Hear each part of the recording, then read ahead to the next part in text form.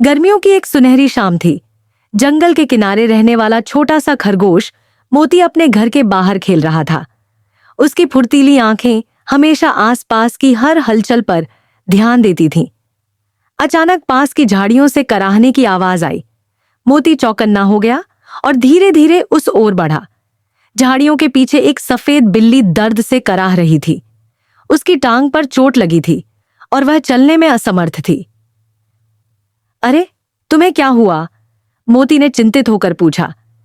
बिल्ली ने धीरे से कहा, मैं एक बड़े पेड़ से नीचे कूद रही थी, लेकिन जमीन पर एक पत्थर था और मेरा पैर मुड़ गया।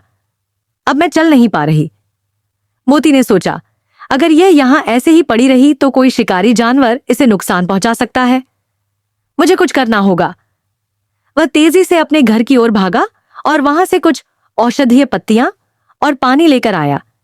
उसने पत्तियों को बिल्ली की चोट पर रखा और कहा, थोड़ी देर इसे रहने दो, इससे दर्द कम होगा। बिल्ली को मोती की समझदारी और दयालुता देखकर बहुत अच्छा लगा। थोड़ी देर में उसका दर्द कुछ कम हुआ, लेकिन वह अभी भी चलने में असमर्थ थी। मैं तुम्हें तुम्हारे घर तक छोड़ दूंगा, मोती ने कहा और अपने छोटे छोटे पंजों से बिल्ली को सहारा देने लगा। काफी मेहनत के बाद मोती ने बिल्ली को उसके घर तक पहुंचाया। बिल्ली की मां बहुत परेशान थी, लेकिन जब उसने मोती को देखा तो मुस्कुराते हुए कहा, तुम बहुत दयालु हो छोटे खरगोश, आज तुमने मेरी बेटी की जान बचा ली। बिल्ली ने भी मुस्कुराकर कहा, मोती, तुम मेरे सच्चे दोस्त हो। उस दिन के बाद से मोती और बिल्ली पक्के दोस्त बन गए और हमेशा एक दूसरे की मदद करते रहे। शिक्षा।